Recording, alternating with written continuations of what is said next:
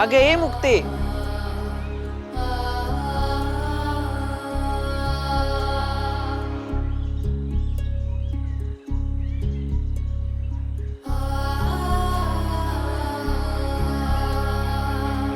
काय ग अशी एकटीच का बसलीयस इथे? काय झालंय ते आम्हाला नाही सांगणार? तुझ्या लाडक्या ज्ञानादादाला पण नाही सांगणार? ज्ञाना दादा, मला बाबांची काळजी वाटते रे. ते आता आपल्याला सोडून एवढं लहान जाणार, तिथे त्यांची काळजी कोण घेईल? त्यांच्याशिवाय भिक्षेसाठी कोण जाईल? चालून चालून त्यांचे पाय दुखायला लागले तर ते चेपायला आपण तिथे नसणार. बाबा एकटे पडतील ना रे. हो, आणि ते ब्रह्मगिरीचे जंगल पण खूप घनदाट आहे म्हणे. मग काय करूया बरं? बाबांसवे जाऊयात, चालेल? पण बाबा नेतील का आपल्याला त्यांच्या सवय? ते आहे, पण एक गंमत सांगू? आम्ही जर का विचारलं तर बाबा नेणार नाहीत. आमची एक धाकुली बहीण आहे, तिचं नाव मुक्ता. तिने जर का विचारलं तर नक्की नेतील. आता त्यांच्या लाडक्या लेकीने हट्ट केला तर बाबा तरी काय करणार? खरंच? हो तर लाडक्या मुक्ताईचे गोड हास्य पाहिल्यावर बाबांना नाही म्हणायला जमणार आहे का? चला निघूया. चला.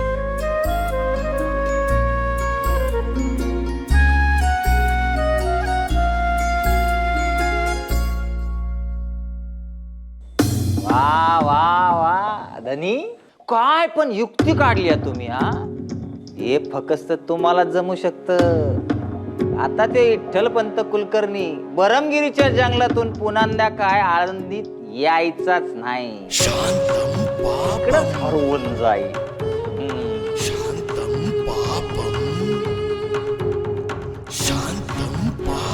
धनी, अहो आता कसली चिंता करताय? चिंता नाही रे मूर्खा, चित्र रंगवतोय. व्याघ्रानी त्या विठ्याला गिळल्याचं चित्र रंगवतोय.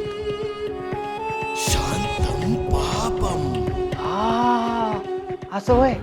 मग काय दिसलं चित्रात? म्हणजे गेल्या गेल्याच गिळलं, थोडं पुढे गेल्यावर कळेल नारबा, कळेल. कळलं कळलं. पण मला एक समजत नाही नारबा, अरे कार्ट्यांच्या विद्याभ्यासासाठी स्वतःचा जीव का कोणी धोक्यात घालतं? ते विठ्याला मात्र वेळ लागलाय पूर्ण. आव धनी, ते विठ्ठलपंत म्हणजे एकलव्य हाय. हा, ते द्रोणाचार्यांनी नाही का अंगठा मागितला आणि एकलव्यानं दिला लगेच कापून. पंताचं बी तसंच हाय. या पोरांना विद्याभ्यासाचा अधिकार मिळावा म्हणून काय बी करायला तयार आहे ते. वा वा वा नारबा, छान. एकलव्याची वगैरे उपमा सुधारतोय सुधारतोय. आणि अरे तूही काही एकलव्यापेक्षा कमी नाहीस बरे. म्हणजे अरे असं काय करतोस? एकलव्याची निष्ठा होती द्रोणाचार्यांच्या चरणाशी ना, तशीच तुझी निष्ठा आहे या विसोबा शास्त्रीच्या चरणांशी. हे तुझ्यासारखा सेवक मिळायला थोर भाग्य लागतं. सेवक कशाला? शिष्यच म्हणा की. नाही म्हणजे समाजातल्या सापांना कसं ठेचायचं आणि धर्माचं रक्षण कसं करायचं हे मी तुमच्याकडनं शिकतोय नव्ह का, निष्ठेनं.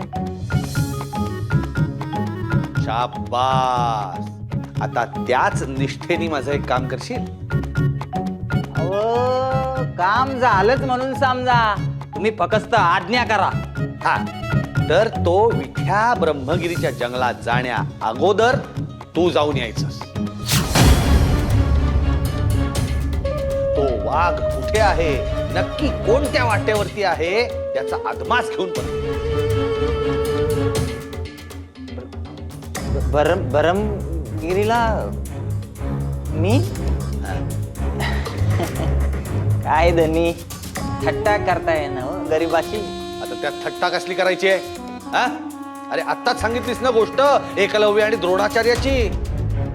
मोठ्या तोंडाने म्हणालस ना, आज्ञा द्या करतो पालन. दिली आज्ञा तुझ्या गुरुनी. उद्याच्या उद्या जायचंस ब्रह्मगिरीच्या जंगलात तू.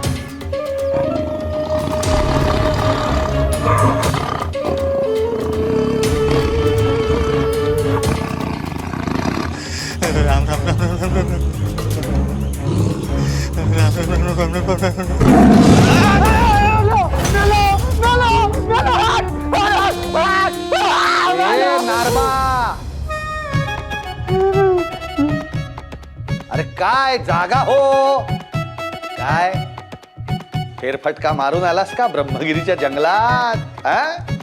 दिसला का वाघ?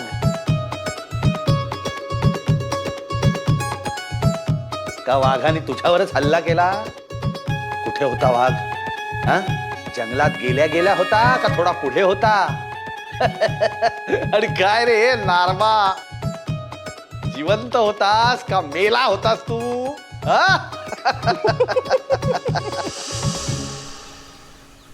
मग बाबा पुढे काय होतं? मग काय, तू जसा हट्ट धरतेस तसा सीतेने सुद्धा हट्ट धरला रामासवे वनवासात जाण्याचा.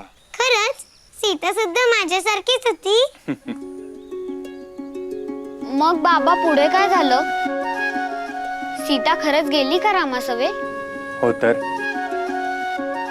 सीता रामासवे 14 वर्षे वनवासात गेली.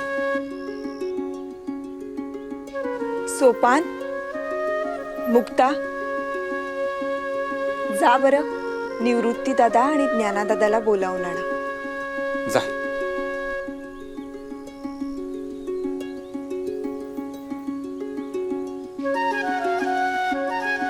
रुक्मिणी, काय झालं?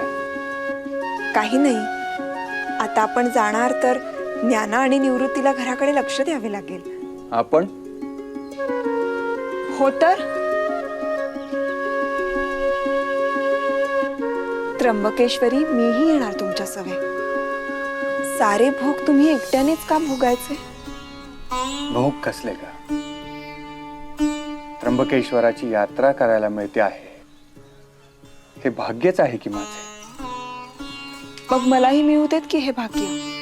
रुक्मिणी, आधीच माझ्या मनी माझ्यामुळे तुझे सारे आयुष्य कष्टात गेले याची खंत आहे. त्यात लेकरांचे काय?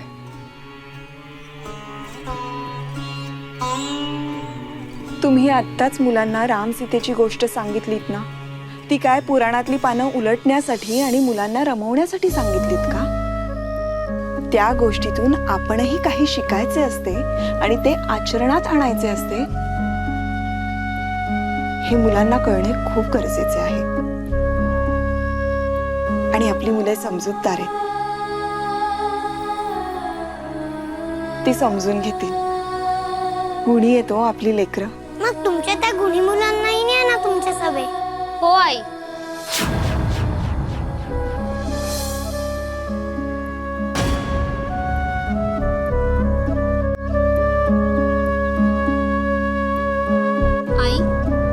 काही त्रास देणार नाही. आणि मला भट्टेदेव काकांनी गोष्टीत सांगितलेला ब्रह्मगिरी सुद्धा बघायला मिळेल ना.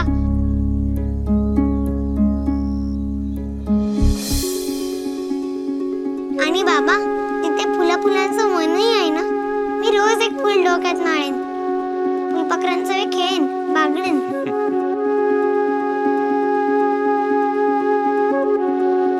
बाबा, खरंच आपण सगळे जाऊया. कदाचित या यात्रेनंतर सारं काही बदललेलं असेल.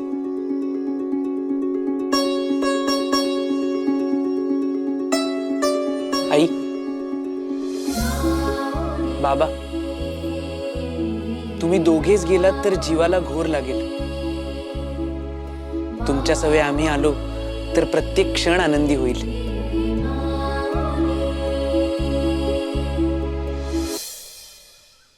आणि मी त्या वाघापासून सगळ्यांचं रक्षण पण करीन.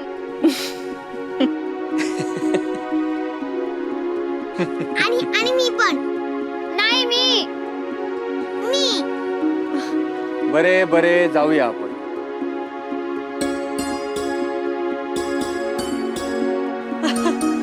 नाना दादा, मी तुझ्या पाठवून गई. आणि मी निवृत्ती दादाच्या. सोपा ना, पुरे आता.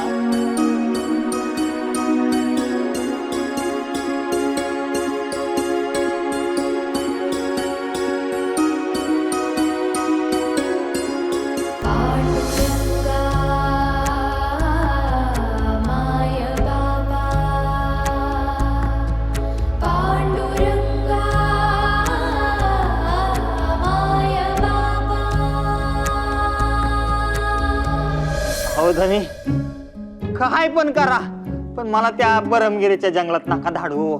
मी काय केलंय? हा, मी तुमचं समजा ऐकितो आणि त्या विठ्ठलपंतासारखं धर्म बी नाही मोडला हो. मी तुमच्या पाया पडतो, काय पण करा, पण त्या मरणाच्या गुहेत नका धाडू मला. धनी, पाया पडतो तुमच्या. असं म्हणतोस? ठीक आहे, नाही पाठवत तुला त्या मरणाच्या गुहेत. अरे तू गेलास तर एक निष्ठावान सेवक आणि शिष्य गमवीन की मी. हा, बघा ना. पण नारबा, तुझं स्वप्न खरं झालं पाहिजे. म्हणजे अरे म्हणजे विठ्ठल पंतांच्या बाबतीतलं तुझं स्वप्न. हा, विठ्ठल पंत कुलकर्णी आता व्याघ्र भक्ष होणार. आणि ती संन्याशाची पोरं रे, पोरकी होणार शांतम पापम. काय नारबा? अहो, त्या विसोबा शास्त्रींची प्रत्येक गोष्ट मानत गेलात तर हे कधी थांबणारच नाही. नाही तर काय. पिता म्हणून मुलांना विद्याभ्यासाचा अधिकार मिळवून देणे हे माझे कर्तव्य आहे. आणि विसोबा शास्त्रींच्या कृपेने त्र्यंबकेश्वराच्या यात्रेचे पुण्यही पदरी पडते आहे. अहो पंत, तुम्ही निर्मळ मनानं वागता, पण जगाचा व्यवहार तसा नाही. हो, त्या ब्रह्मगिरीच्या जंगलात नरभक्षक वाघ आहेत, वाघ. आणि त्यांच्या तोंडी तुम्हाला द्यायचा डाव आहे त्या इसोबाचा. हो, ध्यानात कसं येत नाही तुमच्या? पंत, पाटील म्हणतायत ते खरं आहे. मी काय म्हणतो की इतका चांगुलपणा नसावा की ज्याच्यामुळे स्वतःचा जीव जाईल. एक ना एक दिवस हा जीव त्या पांडुरंगाच्या चरणीच व्हायचा आहे. ईश्वरो परम कृष्ण हा सच्चिदानंद विग्रह अनादिरादिर गोविंद हा सर्व कारण कारणम. श्रीकृष्ण हे परमेश्वर आहे आणि त्यांचा विग्रह सच्चिदानंद आहे. त्यांना आदी नाही, कारण तेच सर्वांचे आदी आहे, सर्व कारणांचे कारण आहे.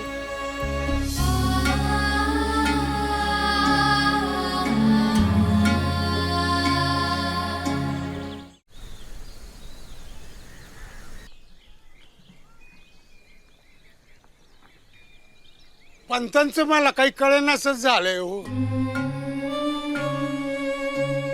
एवढ्या लहान लहान लेकरांना घेऊन एवढ्या लांबच्या पल्ल्याच्या प्रवासाला जायचं म्हणजे मला जरा पटत नाही हो. नाहीतर काय, अव कावेरी हाय, म्या हाय, आम्ही इथं काळजी घेऊ की पोरांची, हाय का नाही? अहो ते इसोबाचं काय भ्या आम्हाला नाही बरं. आणि लेकर घरला आली ना की माझ्या या घरला आहे ना घर पण येईल व. आणि मरणाच्या आधी माझ्या या घराचं गोकुळ झालेलं पाहिजे आणि मी आता सुखानं मरल. तुम्ही बोलताय पंतांशी का मी बोलू रुक्मिणीशी? सगुणाबाई, सारे पालथ्या गड्यावर पाणी. अहो हा तर त्या मुलांचाच हट्ट आहे. अगो बाय, खरं का काय? हो, पंतांच्या मनी तर अजिबात नव्हते. कारण प्रवास काही साधा सरळ सोपा नाही. मी तेच म्हणतोय हो, एवढी लहान लहान लेकरं येत होती, त्यांना एवढं लांब घेऊन जायचं म्हणजे काय आपण चांगलं करायला जायचो आणि काहीतरी विपरीतच घडायचं. काहीतरी दुःख त्यांच्या दाराशीच उभी असतात ना, म्हणून म्हणलो ना तुम्ही काहीतरी करावं. म्हणून तर जीव जळतोय ना हो. अहो या तिन्ही बी लेकरांना आहे ना डावपेच काय भेटावं नाही बघा.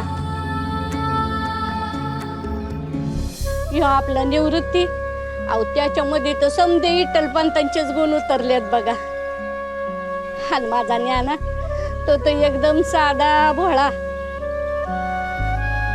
आणि सोपान आणि मुक्ताबाई, हा ती तो उमलत्या वयाची नाही का व. एवढा मोठा अवघड प्रवास कसा काय करणार रे पांडुरंगा, तूच र त्याचं तारण करता.